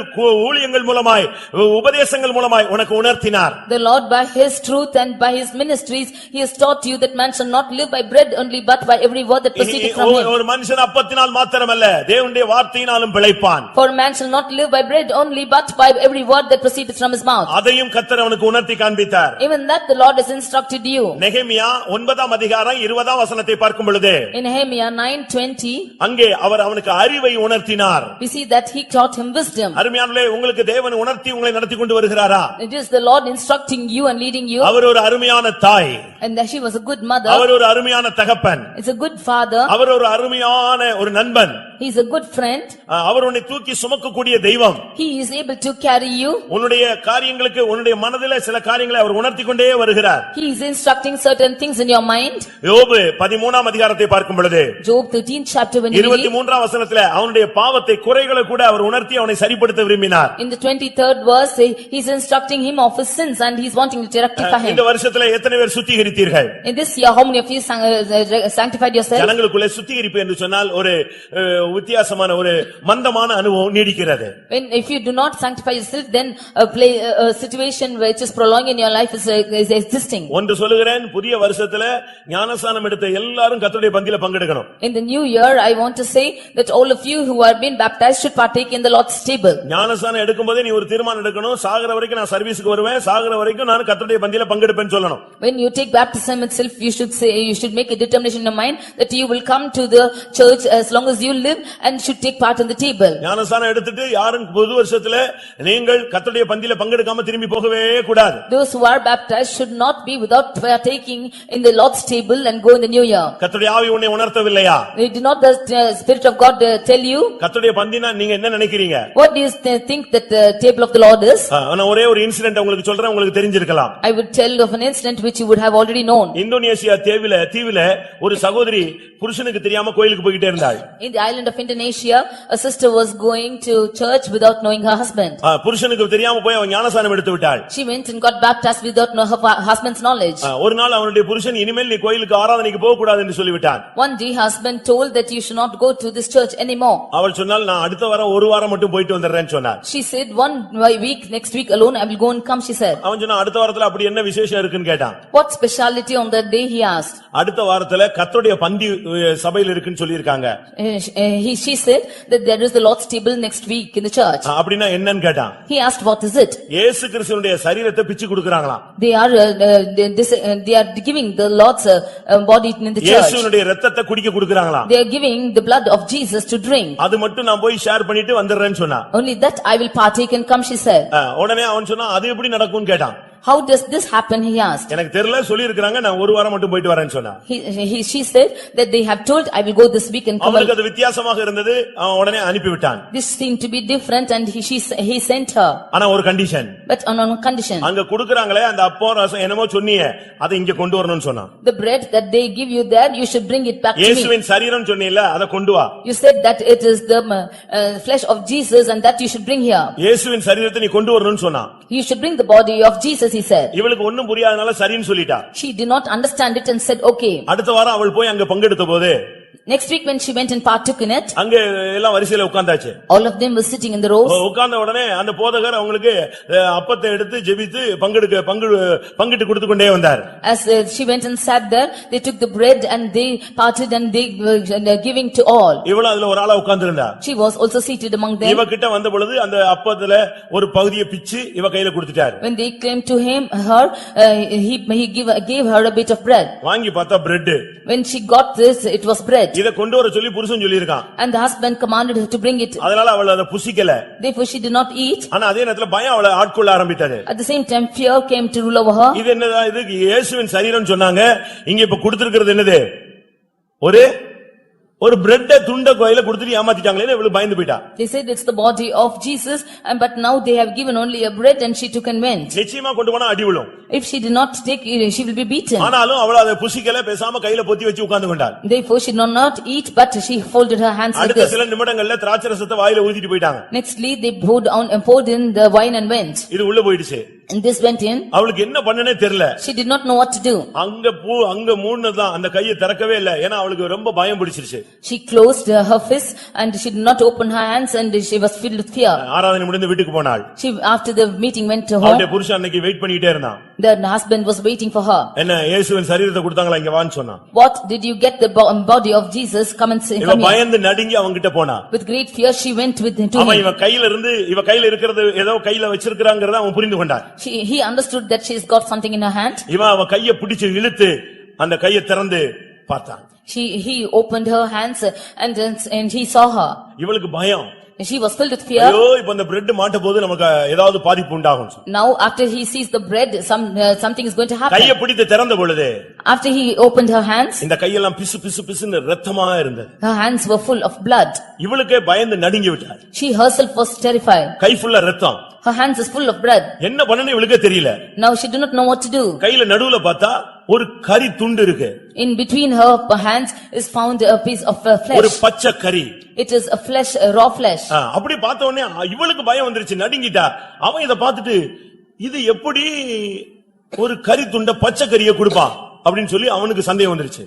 When he saw this, he doubted as to how they can give a piece of flesh like this. அவன் சொன்னா இது forgery, இது ஏதோ ஏமாத்து வேலை கொண்டான்னு சொல்லி அத வாங்கிட்டான். He got this and said they are deceiving you and he got it from her. இவளுக்கு தான் கையவே தன்னால் நம்ப முடியல. எப்படி நம்ம பிரெட் தான வாங்குனோம், ஒரு சின்ன குட்டி பிரெட் பீஸ் தான கொடுத்தாங்க, இது எப்படி கரியா மாறிடுச்சு? She could not believe with her own eyes. She got the bread only in her hand and how did this become a flesh? அவன் உடனே அத வாங்கி கொண்டு போய் லேப்ல கொடுத்தான்.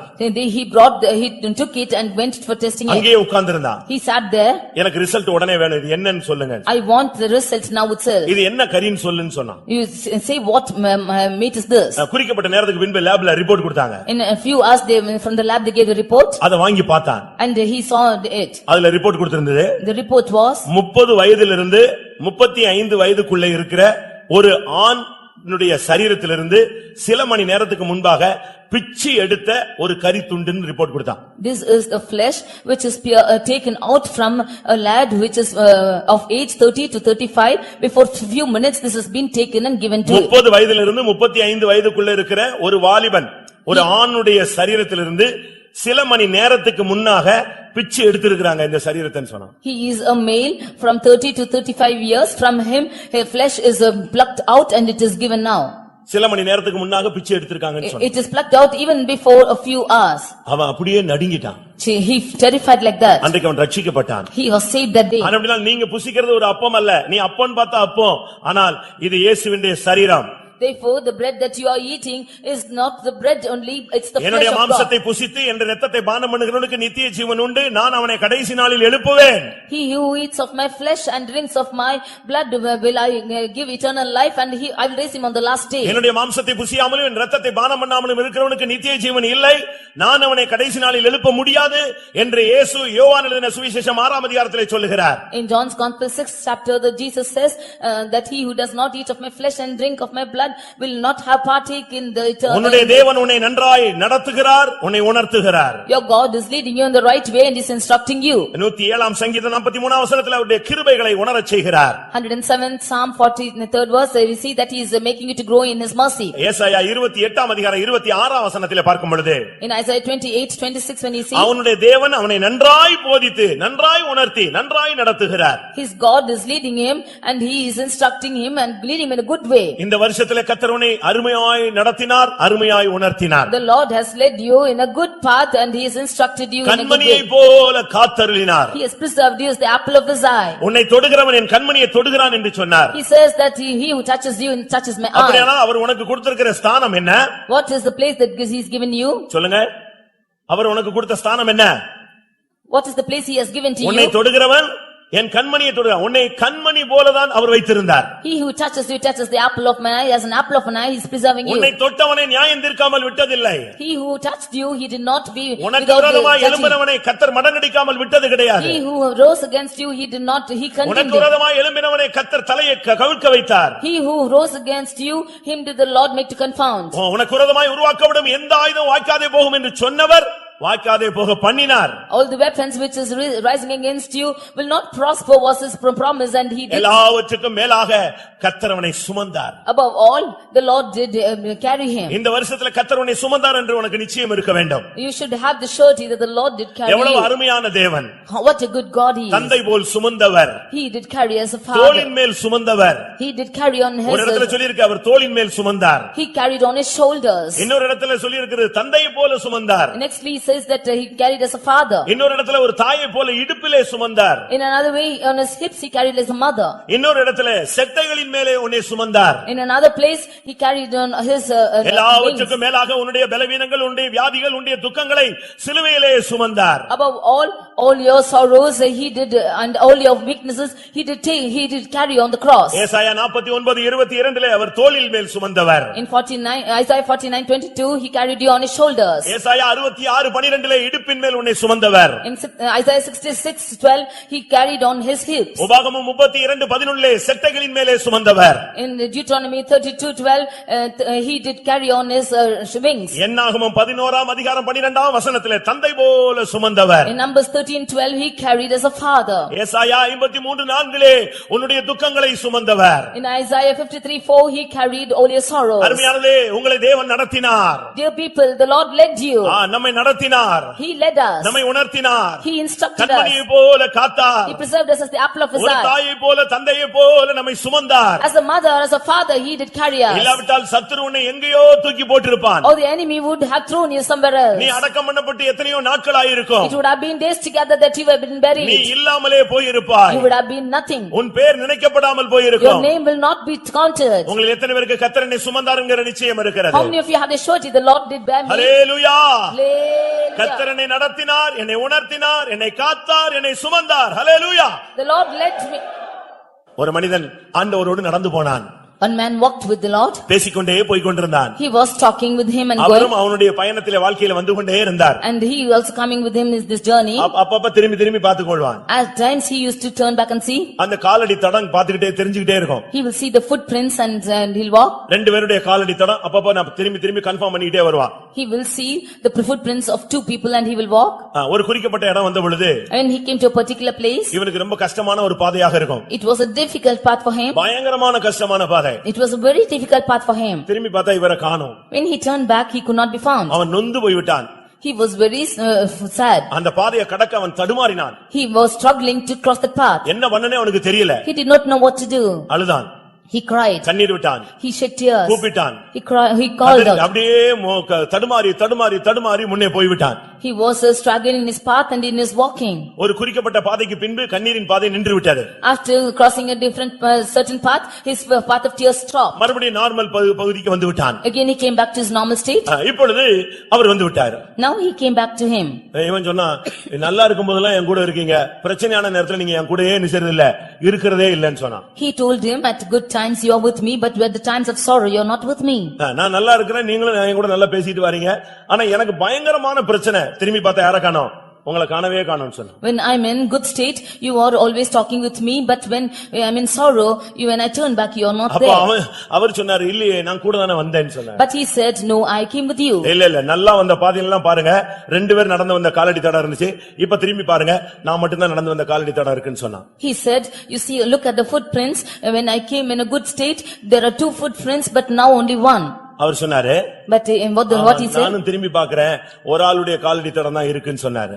He said, I also turned back and saw that there is only 1 அப்ப நீங்க footprint. இல்ல பாருங்கன்னு சொன்னான். And then he said, you are not there. நீ நல்லா பாரு, அது யாருடைய காலடி தடம்னு பாருன்னு சொன்னார். You look rightly into that footprints. Whose footprints are இவன் these? திரும்பி போய் பார்த்த பொழுது இவன் காலடி தடத்தை காணோம், அவருடைய காலடி தடம் தான் அதுல இருந்தது. When he went and saw the footprints, his footprints was not found, but God's footprints was found. அவனுக்கு ஒண்ணுமே புரியல. He could not understand it. அப்ப ஏன் காலடி தடம் அப்படின்னு கேட்டான். Then he asked, where are my footprints? மகனே, வேதனைகள் போராட்டங்கள் வந்த உடனே நான் உன்னை நடக்க விடவில்லை, நான் என் தோளில் உன்னை வைத்திருந்தேன், அதனால அந்த பாதையில என்னுடைய காலடி தடம் தான் கீழப்பட்டது, உன்னுடைய காலடி தடம் படல, நீ என் தோளின் மேல இருந்தாய். Oh my son, when you were going through pains and struggles, I was carrying you on my shoulders, and therefore only my 1 footprint is found, and I walked with you. ஆம், என்னை தேவன் சுமந்தார் என்று சொல்லுகிறவர்கள் அப்படியே கண்களை மூடி முழங்கால் படியிடுவாம். Yes, the Lord has carried me. How many of you can see? You can kneel down. இந்த 4 எக்ஸ்பீரியன்ஸ் இருந்தா நீ விசுவாசி, நீ முழங்கால் போடலாம். If you have all these 4 experiences, you believe and you can kneel நீ down. யாராக இருந்தாலும் இந்த 4 எக்ஸ்பீரியன்ஸ் இருந்தா கர்த்தர் உன்னை நேசிக்கிறார். If you have these 4 experiences, whoever you might be, the Lord is loving you. உன்னை அழைத்தவர் உன்னை விட மாட்டார். The Lord who has called you will never leave you. இந்த வருஷத்துல வந்த பாதைகளிலே உன்னை இல்லாமல் ஆக்க வேண்டும், திருடன் திருடவும் கொல்லவும் அழிக்கவும் வந்தான், ஆனால் தேவனோ உன்னை அவர் சுமந்தார், ஏந்தினார், தப்புவித்தார், காத்துக்கொண்டார். In the year past that the Lord has led you, the thief is coming to destroy and to murder you, but the Lord came to carry and அப்படி lead you. விசுவாசிக்கிற எல்லாரும் தயவு செய்து கண்களை மூடி முழங்கால் படியிடுங்கள், அவசியம் இல்லாமல் வெளியே போக வேண்டாம். All those who believe, you close your eyes and kneel down, do not go out. கர்த்தருடைய கிருபை உங்களை இதுவரை நடத்தின தேவன் இனிமேலும் உங்களை அடுத்த பகுதிக்கு கொண்டு போக போகிறார். The Lord who has led you hitherto will also lead you afterwards. நீ திரும்பி பாரு, நீ இப்ப இருக்கிற இடம் தேவனுடைய தோளின் மேல் இருக்கிறாய். Turn back and see. அல்லேலூயா, ஆமென். எத்தனை பேர் அதை விசுவாசிக்கிறீர்கள்? How many of you believe this? Hallelujah, Hallelujah. ஆமென். இப்பொழுது தேவன் என்னை நடத்தினார் என்று சொல்லுகிறவர்கள் கரங்களை உயர்த்துங்கள். தேவன் என்னை உணர்த்தினார் என்று சொல்லுகிறவர்கள் கரங்களை உயர்த்துங்கள். தேவன் என்னை கண்மணி போல காத்தார் என்று சொல்லுகிறவர்கள் கரங்களை உயர்த்துங்கள். என்னை அவர் சுமந்து வந்தார் என்று சொல்லுகிறவர்கள் கரங்களை உயர்த்துங்கள். அல்லேலூயா, ரக்கடபகதிடபகரபகதிடபானியா. அல்லேலூயா. ஒரு 2 நிமிஷம் எல்லாரும் கண்களை மூடி கைகளை உயர்த்தி, ஆண்டவரே என்னை நீ நடத்தினீர், அல்லேலூயா, என்னை காத்தீர், என்னை சுமந்தீர், என்னை உணர்த்தினீர், கர்த்தருக்கு நன்றி செலுத்துங்கள். அல்லேலூயா.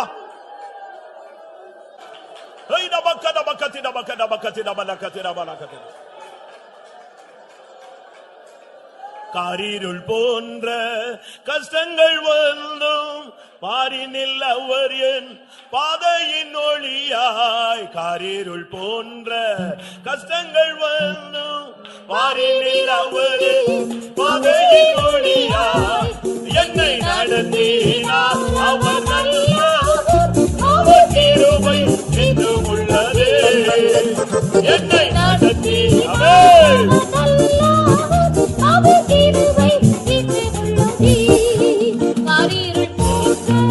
கஷ்டங்கள் வந்து பாரினில் அவர் என் பாதையின் ஒளியாய். பாரினில் அவர் என் பாதையின் ஒளியாய். என்னை நடத்தினார் அவர் நல்லவர், அவர் கிருபை என்றும் உள்ளது.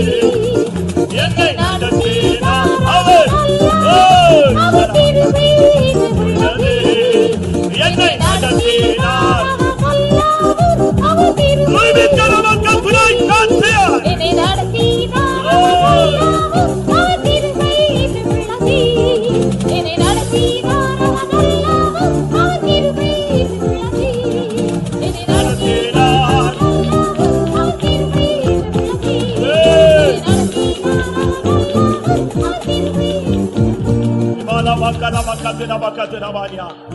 Riana bakara bakatira bakatira banya. Hallelujah, hallelujah, hallelujah. Amen, amen. ஒரு மனிதன் அழுது கொண்டிருந்தான். எதுக்கப்பா அழுகிறான்னு சொன்னாங்க. அவன் சொன்னான், கர்த்தர் தான் என்னை நடத்தி மட்டுமாய் கொண்டு வந்தார். அதை நினைக்கும் போது என்னால் அழாமல் இருக்க முடியாது. என்னை தேவன் தான் கண்மணி போல காத்தலினார். என்னால் மௌனமாய் இருக்க முடியாது. அவர்தான் என்னை சுமந்து கொண்டு வந்தார். என்னால் மௌனமாய் இருக்க முடியாது. ஹல்லேலூயா, ஹல்லேலூயா, ஹல்லேலூயா. ஹல்லேலூயா. பிரியமானவர்களே, புதிய வருடத்துக்குள்ள போறதுக்கு 3 நிமிடம் இருக்கிறது. எல்லாரும் உங்களை நீங்கள் ஆயத்தப்படுத்திக் கொள்ளுங்கள். எனக்கு நன்றாக தெரியும் நம்முடைய தேவன் நம்முடைய மத்தியில வந்திருக்கிறார். யாரும் அசதியாக இருக்கக்கூடாது. புதிய வருடத்துல கால் எடுத்து வைக்கும் பொழுது கர்த்தர் உன் கையை பிடிக்க வேண்டும். நீ அவர் கையை பிடிக்கவே வேண்டாம். அவர் உன் கையை பிடிக்க வேண்டும். ஹல்லேலூயா. அவர் உன்னோடு பேச வேண்டும். அவரை தொட்டு உன்னை ஆசீர்வதிக்க வேண்டும். அவரே உன்னை தூக்கி எடுத்து அணைத்துக் கொள்ள வேண்டும். ஹல்லேலூயா. எல்லாரும் ஆவியிலே காத்திருங்கள். ஆவியானவர் நம்முடைய மத்தியிலே இறங்கி இருக்கிறார். ஹல்லேலூயா.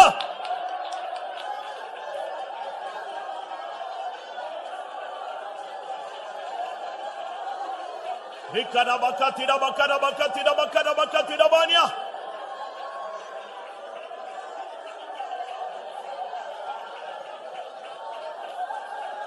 Ora bakara bakatira bakara bakatira bakatira bakatira banya.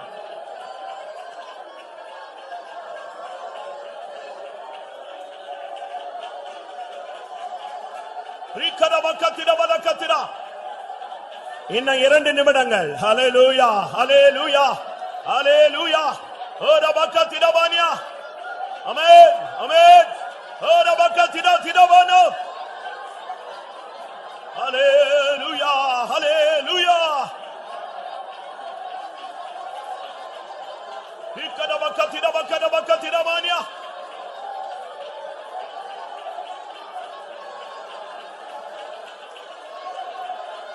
Ibala bakada bakatira bakada bakatira mania. Oh, rabakatira tira bakatira. இன்னும் 1 நிமிடம் இருக்கிறது பிரியமானவர்களே. ஹல்லேலூயா. ஆமென். ஹல்லேலூயா, ஹல்லேலூயா. Oh, rabakatira bakada bakatira tira mania.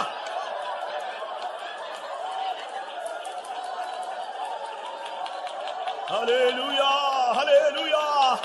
Oh, rabakatira bakatira tira bakatira tira. Amen, amen, amen. Oh, rabakatira tira bakatira manantara batiri bigana bigana nyaraba. Ira bangara manakatira bakatira tira tira mania.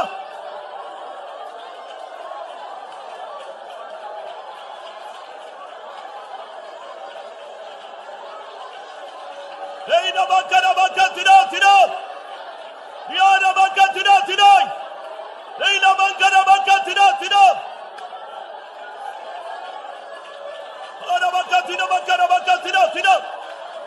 Amen, amen. Shida ira bakatira. Hallelujah. Yara bana bana bana bana bana bana. Ibana bakatira bania.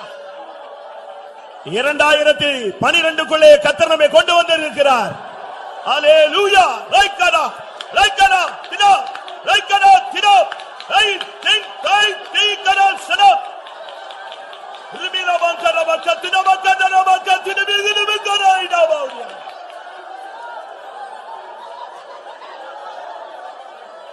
வீணா பக்கரா பக்கத்தினா தினா தினா வானியா.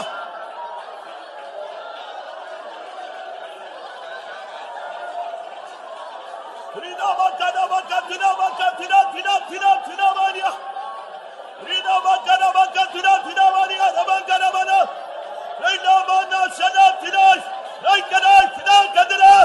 Rai master. Rai ka sana. Rama mania rama.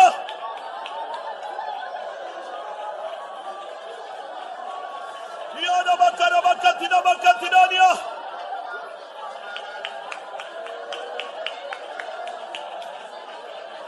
Ibada bakatira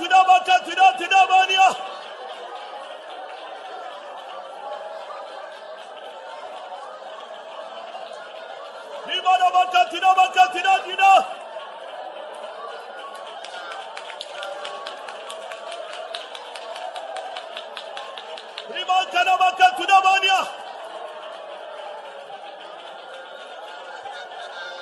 Reina Baka Tudania.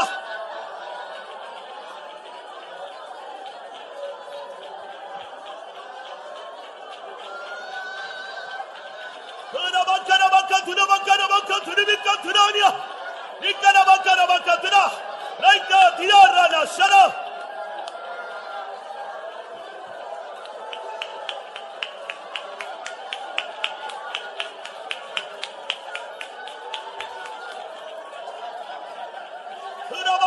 Baka Tudania Rabana.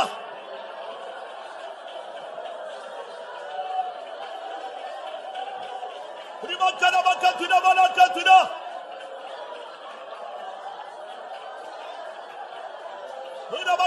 Baka Tudabania. Riara Baka Tudabania. Reina Baka Tuda. Hallelujah. Rikana Baka Tuda.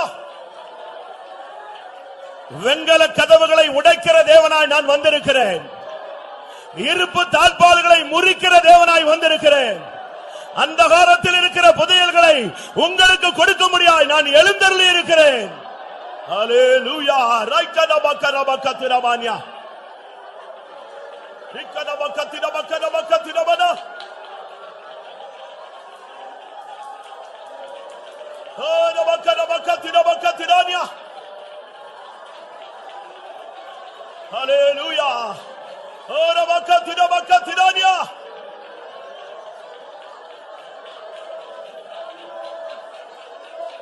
Ribana Bakatirania. Amen. Sidibilu Bakatirania.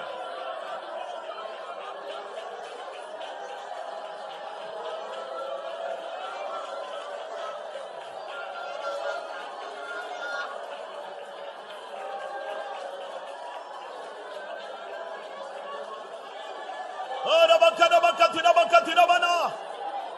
Ora Bakatirabania. Amen. Amen. எரிந்து கொண்டிருக்கிற ஒரு பலிபீடத்தை நான் காண்கிறேன். இனிமேல் உங்களுடைய பலிகள் என்னுடைய பலிபீடத்தில் அங்கீகரிக்கப்பட்டிருக்கும். உங்களுடைய ஜெபங்கள் என்னுடைய சன்னிதானத்திலே அங்கீகரிக்கப்பட்டிருக்கும் என்று கர்த்தர் சொல்லுகிறார். ஹalleluya. ஹalleluya. Rekana Bakatirabania. Reina Bakatirabana.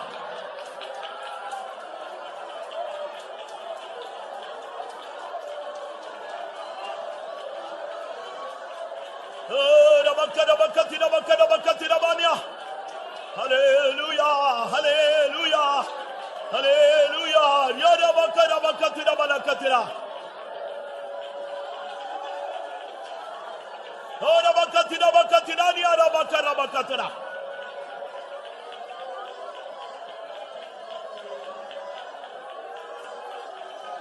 Hikana Bakatirabana.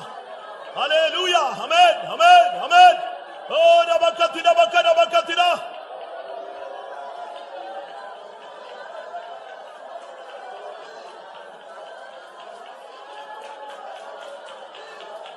Rimakana Bakatirania. Rikana Bakatirabana. Hallelujah. Hallelujah. Hallelujah. Amen. Amen. சில ஆசாரியர்கள் ஒரு உடன்படிக்கையை சுமந்து கொண்டு உடன்படிக்கை பெட்டியை சுமந்து கொண்டு நம்முடைய மத்தியிலே கடந்து வருகிறதை நான் காண்கிறேன். ஹalleluya. ஷிடபகத்ரா. என் ஜனமே நீ பயப்படாதே. உனக்கு முன்பாக இந்த உடன்படிக்கை பெட்டி போகும். என் ஆசாரியர்கள் உனக்கு முன்னே போவார்கள். உனக்கு முன்பாக யோர்தான் இரண்டாக பிளக்கும். ரேக்கனபகத்ரபானியா.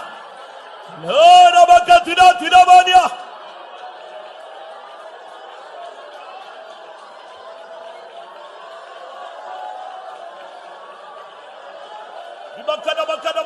Bakatirabania.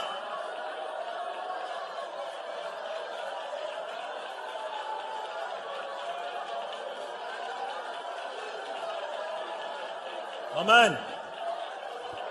Amen. ஆம். இத்தனை வருடங்களாக நீ கடந்து போக முடியாத ஒரு பாதையை கண்டு நீ தியங்கினாய். இன்றைக்கு நான் உனக்காக ஆசாரியர்களை, உனக்காக என்னுடைய ஊழியர்களை, என்னுடைய உடன்படிக்கை பெட்டியின் வல்லமையை நான் உனக்கு முன்பாக அனுப்புகிறேன். நீ உறைந்த தரை வழியாக, உலர்ந்த தரை வழியாக நீ இந்த பாதையை கடந்து போவாய். ஹல்லேலூயா, ஹல்லேலூயா. ஆமென், ஆமென். சதபக்கர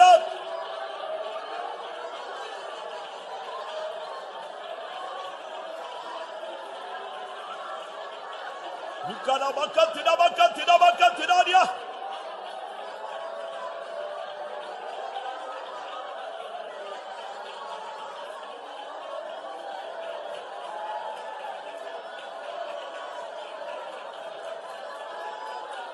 Ribakadabakatida. Rikadabakatidabanaftida. உன்னை கடந்த நாட்களில் உன்னை அடித்த அசீரியனுடைய கோலை நான் முறிந்து போக பண்ணுவேன். உனக்கு விரோதமாய் கடந்த நாட்களில் எருமின வல்லமைகளை நான் முறித்து போடுகிறேன் என்று கர்த்தர் சொல்லுகிறார். அல்லேலூயா, ஆமென். ஓடபக்கத்துரா, ரைக்கடபக்கத்துரா, ரைக்கடபக்கத்துரா, ரைக்கடோ.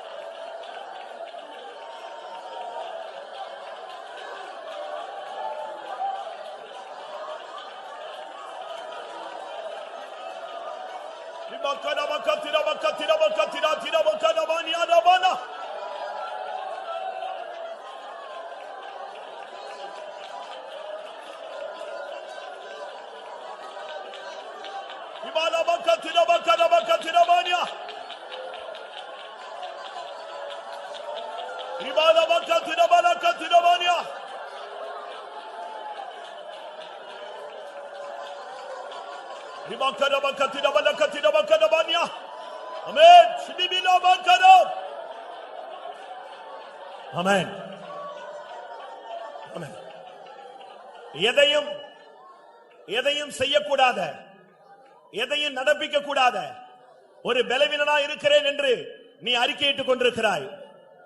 உன் பலவீனத்தை கொண்டே நான் பலத்த காரியங்களை செய்ய போகிறேன். ஆமென். உன்னை கொண்டே ஜாதிகளை நொறுக்க போகிறேன். உன்னை கொண்டே ஜாதிகளை நான் கீழ்ப்படுத்த போகிறேன். உன்னை கொண்டே என்னுடைய மகத்தான கிரியைகளை நடப்பிக்க போகிறேன்.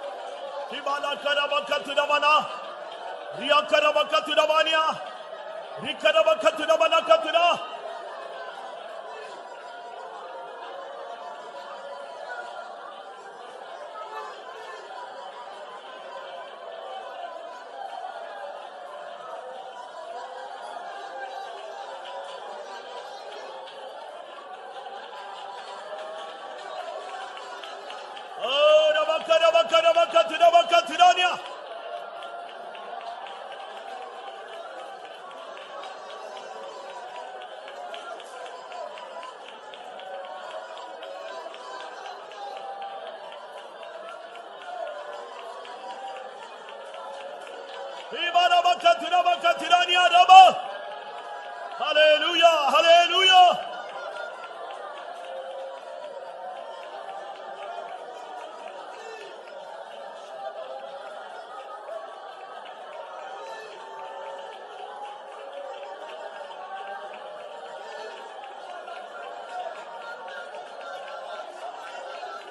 ஆமென்.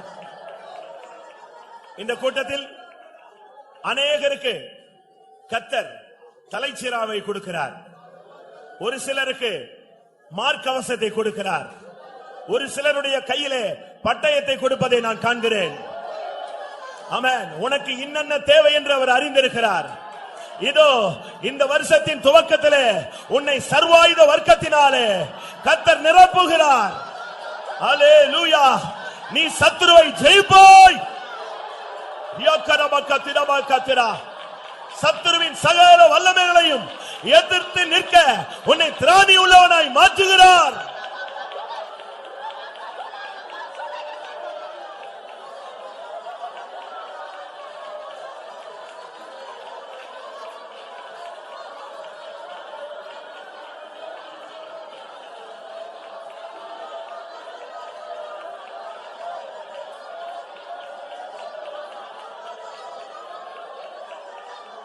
ஹல்லேலூயா, ஹல்லேலூயா.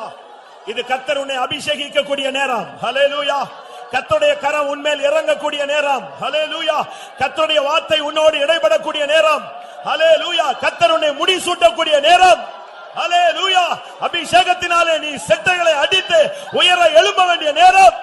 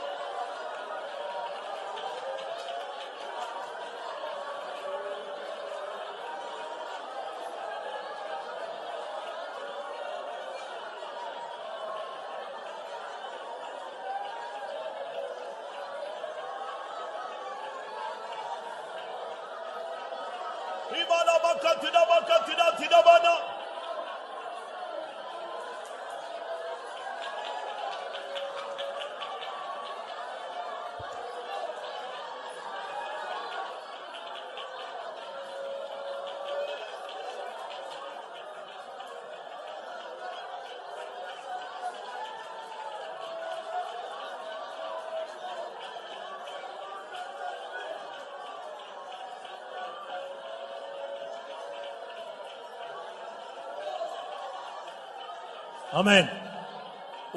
உனக்கு இருந்த ஒடுங்கின ஆவிக்கு பதிலாக நான் உனக்கு இந்த காலை வேளையிலே துதியின் உடையை தரித்துக் கொண்டிருக்கிறேன். உன் புலம்பலை ஆனந்த களிப்பாய் மாற்றும் நாட்கள் வந்துவிட்டது. ஹல்லேலூயா, ஹல்லேலூயா.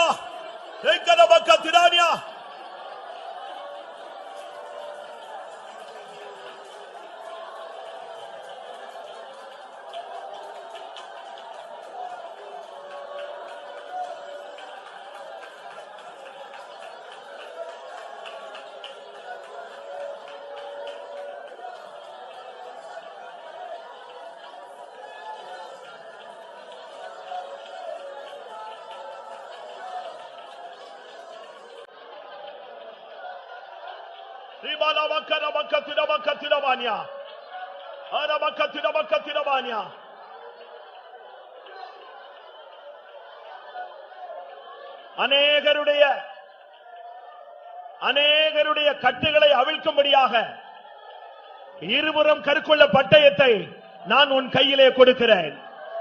அநேகருடைய கட்டுகளை நீ அவிழ்ப்பாய். அநேகர் உன் மூலமாய் கட்டவிழ்க்கப்படுவார்கள்.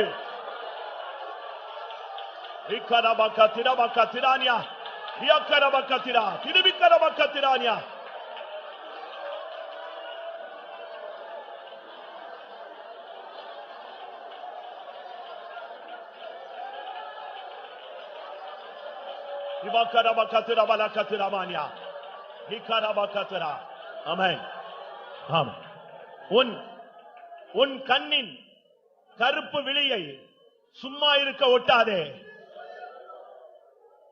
இரவெல்லாம் நீ என் சமூகத்திலே தரித்திரு. நான் உனக்கு மறைபொருள்களை வெளிப்படுத்துவேன், ரகசியங்களை வெளிப்படுத்துவேன். இனி சம்பவிக்க போகிறதை நான் உனக்கு தெரியப்படுத்துவேன்.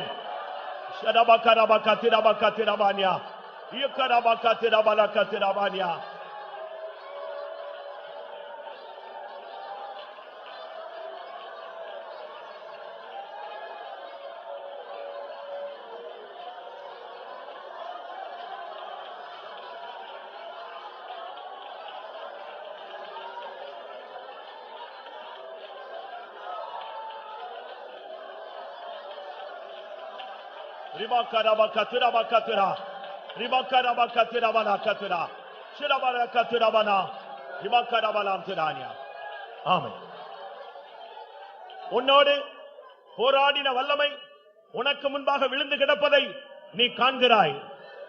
நீ என்னோடு இருந்தால் இன்னும் அநேக வல்லமைகள் விழுவதை காண்பாய். ஆமென். சிதபக்கரா திதா திதபானியா.